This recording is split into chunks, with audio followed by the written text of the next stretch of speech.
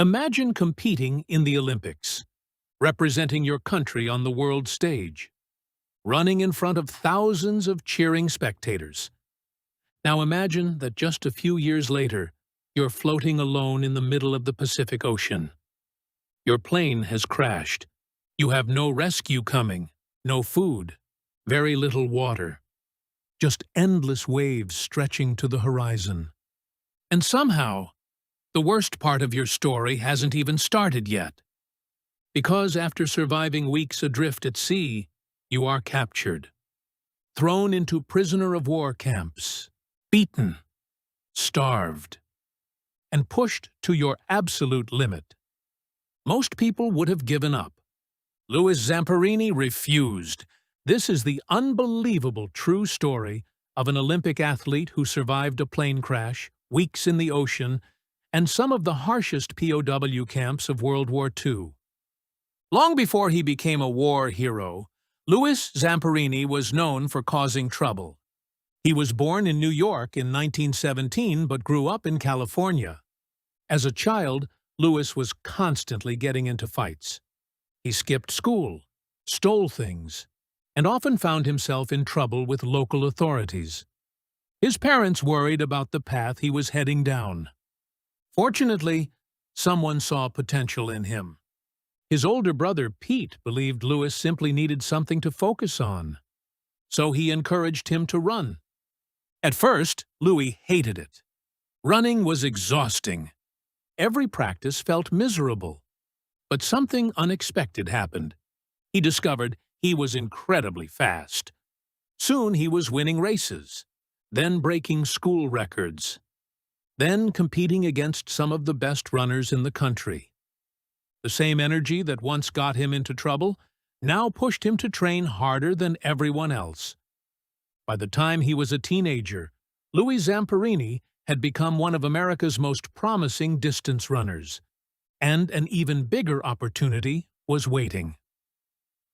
In 1936, the world gathered in Berlin, Germany, for the Summer Olympics. Louis was only 19 years old. Most experts didn't expect him to win a medal, but simply qualifying for the Olympic team was already an incredible achievement. The games themselves were unlike anything he had ever seen. Athletes from around the world filled the stadiums. Massive crowds watched every event. The German government turned the Olympics into a giant spectacle. Louis competed in the 5,000-meter race. He didn't win, but something remarkable happened. During the final lap, he unleashed a blistering sprint. The finish was so fast that it caught everyone's attention. Even Adolf Hitler reportedly requested to meet the young American runner afterward. For Louis, the Olympics seemed like the beginning of an incredible athletic career. But history had other plans. Just 3 years later, World War II began. Everything changed. Like millions of young men, Louis joined the military. He entered the United States Army Air Forces. Because of his athletic reputation and physical conditioning, he quickly adapted to military life. Eventually, he became a bombardier aboard a B-24 Liberator bomber. The Pacific Theater was one of the most dangerous regions of the war. Flights often stretched across vast distances of open ocean. Mechanical failures were common. Enemy attacks were constant. Every mission carried enormous risk. By 1943, Louis had already survived combat missions. But the mission that would define his life wasn't a combat victory. It was a disaster. In May 1943, Louis and his crew boarded a B-24 known as Green Hornet. The aircraft already had a reputation for mechanical problems. Despite concerns, the mission proceeded. Hours into the flight, catastrophe struck. The plane suffered serious mechanical failure. The crew struggled desperately to keep it in the air. Nothing worked. The aircraft slammed into the Pacific Ocean. The impact was devastating.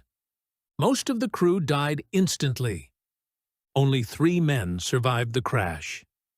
Louis Zamperini, Russell Allen Phillips, and Francis McNamara. They found themselves floating on small life rafts surrounded by thousands of miles of open ocean. No land, no rescue ships, no certainty they would ever be found. Their fight for survival had only begun. The first challenge was water. Without fresh water, survival would be measured in days. The men collected rainwater whenever storms passed overhead. Every drop mattered. Food quickly became another problem. They caught fish with improvised tools. Sometimes they caught birds that landed on the raft. Nothing could be wasted. Meanwhile, the Pacific itself constantly threatened to kill them. Scorching sunlight burned their skin. Salt water caused painful sores. Storms tossed the rafts violently through massive waves. And beneath them lurked sharks, lots of sharks. The predators followed the rafts for days, sometimes bumping against them, sometimes circling just below the surface. The men had no way to escape. As the weeks passed, their bodies weakened. Hunger became constant. Sleep became difficult. Hope slowly faded. Then things got even worse. Japanese aircraft occasionally appeared overhead. One plane spotted the survivors and opened fire. Bullets ripped through the water around them. The men dove beneath the surface and clung to life. Miraculously, they survived. Days turned into weeks. Weeks turned into more weeks.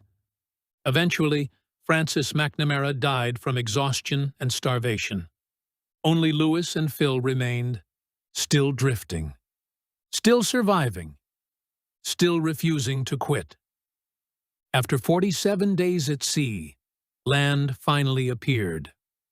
But rescue was not waiting for them. Lewis and Phil had drifted into territory controlled by Japan. Japanese forces captured them immediately. Instead of freedom, they entered a new nightmare. They were transported to prisoner-of-war camps. Conditions were brutal. Food was scarce. Disease spread easily. Prisoners were forced to work long hours. Punishments could be severe and unpredictable. Many prisoners lost hope. Some did not survive.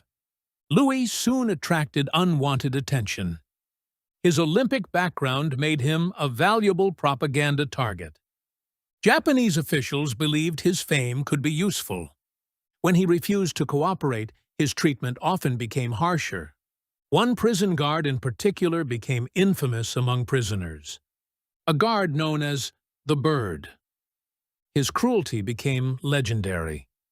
He singled out Louis repeatedly. Beatings became routine.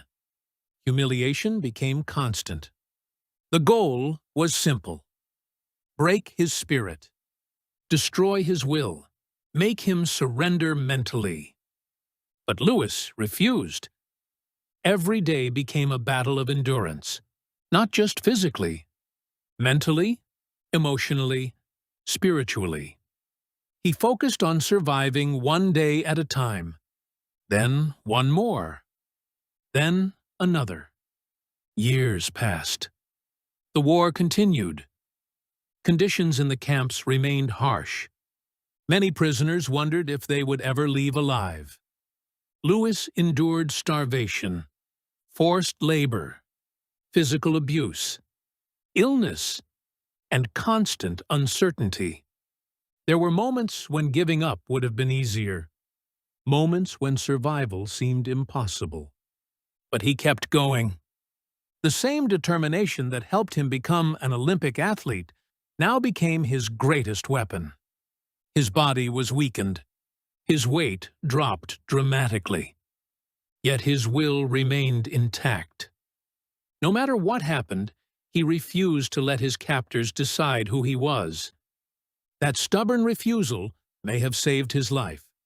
In 1945, everything changed. Japan surrendered. World War II came to an end. Across Asia, prisoner-of-war camps began opening. Survivors emerged from years of captivity. Many were barely recognizable. Louis Zamperini was finally free. After years of suffering, he returned home. His family had long feared he was dead. In fact, at one point, the military had officially listed him as killed in action. Now he was standing in front of them, alive. The celebration was emotional. But survival didn't erase what had happened. The war had left scars that couldn't be seen. Like many former prisoners of war, Louis struggled after returning home. Nightmares haunted him. Memories of the camps followed him everywhere. Anger and trauma lingered long after the war ended. The battle for survival had changed. Now it was happening inside his mind. For years he struggled to find peace. Eventually, he began rebuilding his life. He focused on family, faith, forgiveness, and moving forward. One of the most remarkable parts of his story wasn't surviving the crash, or the raft, or the camps. It was what came afterward. Finding a way to keep living.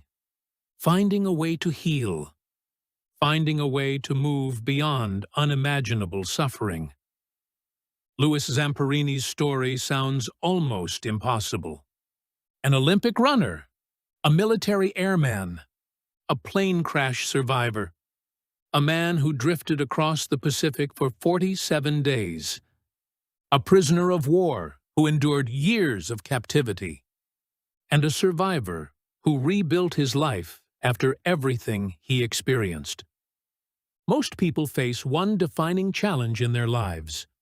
Louis Zamperini faced several, and somehow survived them all. His story remains one of the most extraordinary examples of human endurance ever documented. Because sometimes survival isn't about being the strongest. It's about refusing to quit, even when every reason in the world tells you to.